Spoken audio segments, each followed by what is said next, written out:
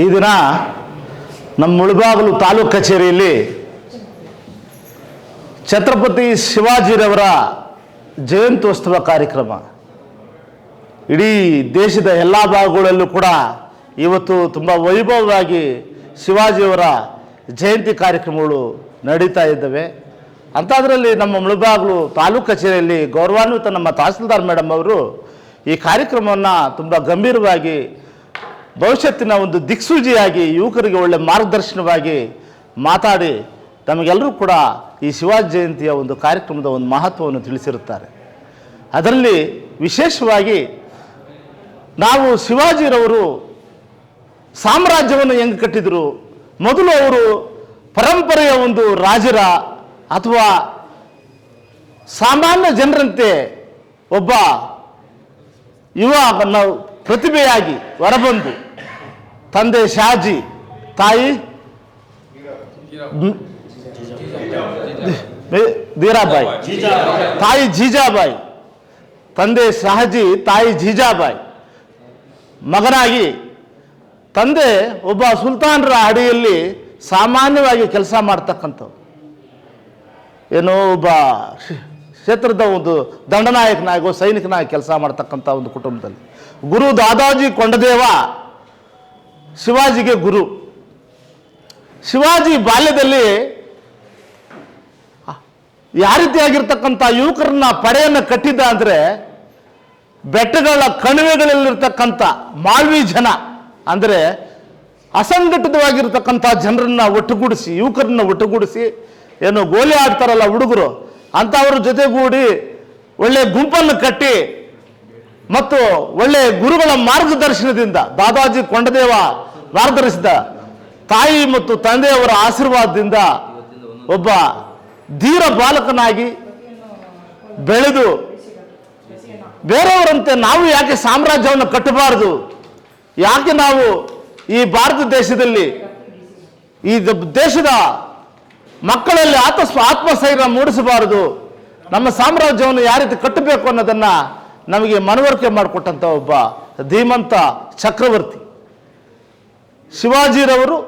ಭಾರತೀಯ ಸಂಸ್ಕೃತಿ, ಭಾರತದ ಪರಂಪರೆ, ಅದರ ಹಿನ್ನೆಲೆ ಇವತ್ತು ಪ್ರಪಂಚದಲ್ಲಿ ಅವರದೇ ಆದಂಥ ರಾಷ್ಟ್ರಗಳಿದ್ದಾವೆ, ಬೇರೆ ಬೇರೆ ಪ್ರಾಂತ್ಯಗಳಲ್ಲಿ ನಾನಾ ಖಂಡಗಳಿದ್ದಾವೆ ದೇಶದಲ್ಲಿ. ಅಂಥದ್ರಲ್ಲಿ ಆ ಒಂದು ಸಂಸ್ಕೃತಿ, ಆ ಪರಂಪರೆ ಇರ್ತಕ್ಕಂಥ ಆ ಭಾಗಗಳಲ್ಲಿ ಅವರದಾದಂಥ ಒಂದು ಅಸ್ತಿತ್ವ ಇದೆ. ಆದರೆ ಇದು ಭರತಖಂಡ, ಇದು ಭರತ ಭೂಮಿ, ಜಂಬೂ ದ್ವೀಪೆ, ಭರತಖಂಡೆ. ಇಲ್ಲಿನ ಸಂಸ್ಕೃತಿ ಬೇರೆ, ಇಲ್ಲಿನ ಜನಾಂಗೀಯ ಮನೋಭಾವಗಳು ಬೇರೆ. ಇಲ್ಲಿ ಇಹಪರದ ಮೇಲೆ ನಂಬಿಕೆ ಇಟ್ಟಿರ್ತಕ್ಕಂಥ ಜನ ಎಲ್ಲಿದ್ದಾರೆ, ಅಪಾರವಾದ ದೈವಶಕ್ತಿ ಇರ್ತಕ್ಕಂಥ ಭೂಮಿ. ಹಣು ಹಣು ಕಣು ಕಣುನಲ್ಲಿ ಕೂಡ ದೇವರನ್ನು ನೋಡೋಂಥವ್ರು ನಾವು. ಕೇವಲ ನಾವು ನಮ್ಮ ಪ್ರಾಂತ್ಯ, ನಮ್ಮ ದೇಶ, ನಮ್ಮ ಖಂಡ ವಾತಾವರಣನೇ ಬೇರೆ. ಬೇರೆ ಪ್ರಾಂತ್ಯಗಳಲ್ಲಿ ಸೌದಿ ಅರೇಬಿಯಾ ಅವರ ಒಂದು ಚರಿತ್ರೆ, ಅವರ ಒಂದು ಸಂಸ್ಕೃತಿ ಬೇರೆ. ಅಮೇರಿಕ ಆ ಭಾಗಗಳ ಸಂಸ್ಕೃತಿ ಬೇರೆ. ಭರತಖಂಡದ ಒಂದು ಸಂಸ್ಕೃತಿನೇ ಬೇರೆ.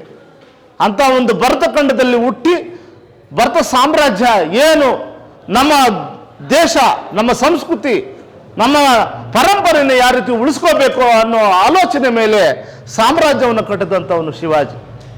ಅನೇಕ ಹೋರಾಟಗಳು, ಅನೇಕ ಸಾವು ನೋವುಗಳು ಅನೇಕ ಕಡೆ ಏನೋ ನೋಡಿದಂಥವನು ಮತ್ತು ಎಷ್ಟೆಲ್ಲ ತನ್ನ ಚಾತುರ್ಯ, ಚಾಣಾಕ್ಷತೆ ಮತ್ತು ಮೇಧಾಶಕ್ತಿಯಿಂದ, ಅಪಾರವಾದ ನೈಪುಣ್ಯತೆಯಿಂದ ಯುದ್ಧ ಕೌಶಲ್ಯಗಳನ್ನು ಕಲಿತಂಥವನು, ತನ್ನ ಹಿಂದುಗಡೆ ಅಪಾರವಾದಂಥ ಒಂದು ಸೈನ್ಯವನ್ನು ಕಟ್ಟಿದಂಥವನು.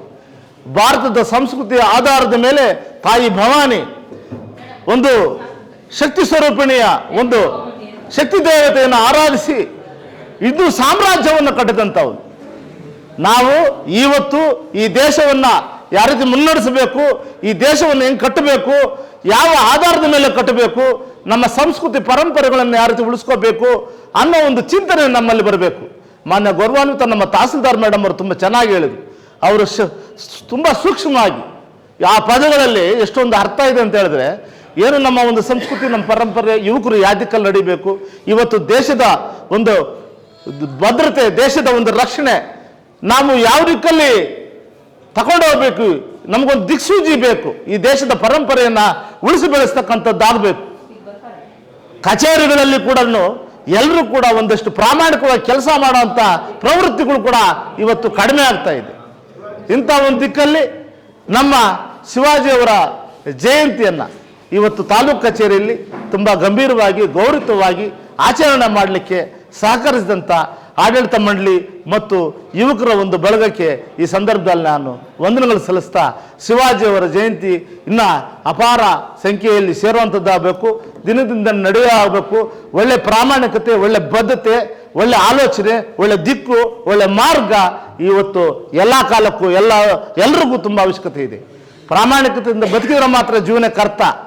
ಅಪ್ರಾಮಾಣಿಕವಾಗಿ ಜೀವನ ಅಲ್ಲ, ಅದು ಸಾವಿಗೆ ಸಮಾನ, ಅದು ನರಕಕ್ಕೆ ಸಮಾನ ಅಂತ ಹೇಳ್ತಾ ಈ ಸಂದರ್ಭದಲ್ಲಿ ನನ್ನ 4 ಮಾತು ಮಾತಾಡೋಕ್ಕೆ ಅನುವು ಮಾಡಿಕೊಟ್ಟಂಥ ವೇದಿಕೆಗೆ ಮತ್ತು ಗೌರವಾನ್ವಿತ ನಮ್ಮ ತಹಸೀಲ್ದಾರರಿಗೆ ವಂದಿಸಿ ನಾನು ನನ್ನ 4 ಮಾತುಗಳು ಮುಗಿಸ್ತಾ ಇದ್ದೀನಿ. ಜೈ ಭಾರತ್ ಮಾತೆ.